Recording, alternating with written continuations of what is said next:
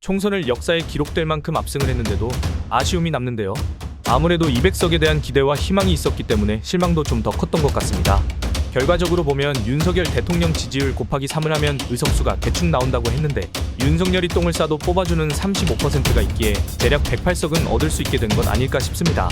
부정이 60% 정도이니 약 180석 정도 야권이 얻게 되는 구조인 것 같습니다.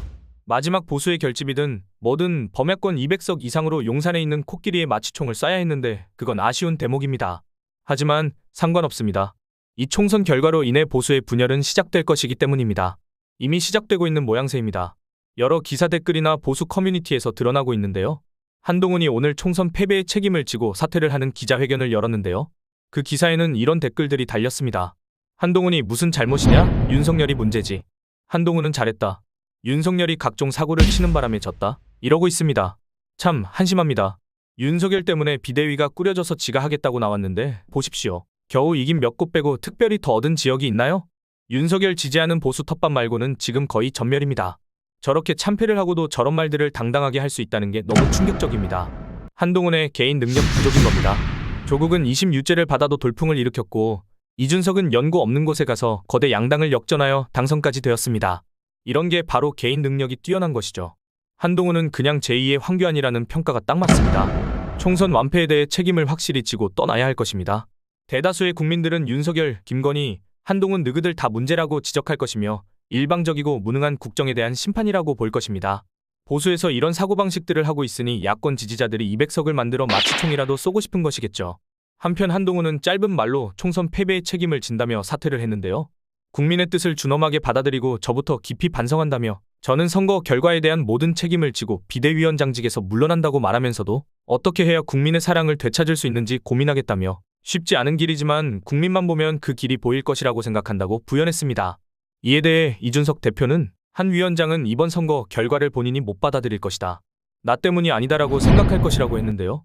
라디오 진행자가 용산 대통령실 때문이다라고 생각한다는 건가라고 묻자 그렇다, 그것 때문에 분화가 일어날 것이라고 평가하기도 했습니다. 한 위원장은 향후 계획에 대한 질문에 특별한 계획을 갖고 있지 않다. 나라를 위해 살 것이라고 답했습니다.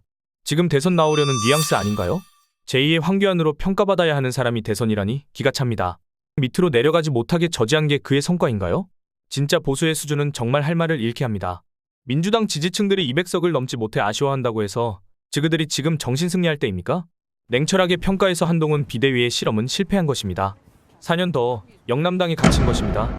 현재 보수에 차기 권력이 없으니 어떻게든 해보고 싶은 마음이 있는지 몰라도 그냥 제2의 황교안입니다. 국민 대다수가 분열과 갈등에 언어를 쏟아내는 당신을 거부한다는 사실을 이번 총선을 통해 확실히 느끼시기 바랍니다. 진짜 뻔뻔한 정도가 윤석열급이어서 검사들은 진짜 다 일어나 싶네요. 어쨌든 이런 식이면 보수는 윤석열 지킴이와 한동훈 지킴이 둘로 쪼개져 분열할 것입니다. 저는 보수의 현재 상태를 이렇게 평가하고 싶습니다. 윤석열과 한동훈이 가고 이준석이 온다. 앞으로 이준석의 목소리에 언론들은 집중할 것이고 개혁 보수인이 어쩌니 하며 보수가 새로 개편되지 않을까 싶습니다. 나라를 생각한다면 차라리 보수가 건강한 상태로 발전하는 게 개인적으로 더 좋다고 생각하는데요. 이준석이 그걸 해낼 수 있을지는 앞으로 두고 봐야겠죠. 민주당 입장에서 이번 총선은 이준석 등장이 사실 껄끄러운 것은 사실입니다. 이재명 대표는 확실히 이번 총선을 역사에 기록될 압승으로 만들어냈기 때문에 대권 행보에 청신호가 들어온 것이 확실한데요. 이러한 행보에 이준석의 등장 그리고 조국의 등장은 조금 걱정되는 상황이긴 합니다. 과연 정치계 판도를 흔들 수 있는 요소로 작용할 것인지 지켜보는 재미도 있겠습니다.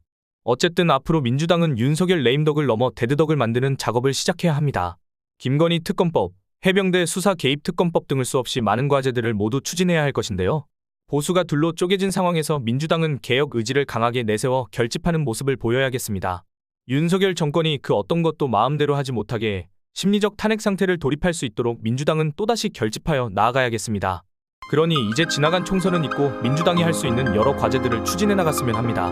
범야권이 190석이 되는 이 상황에서 머뭇거리지 않고 앞으로 나아갔으면 합니다.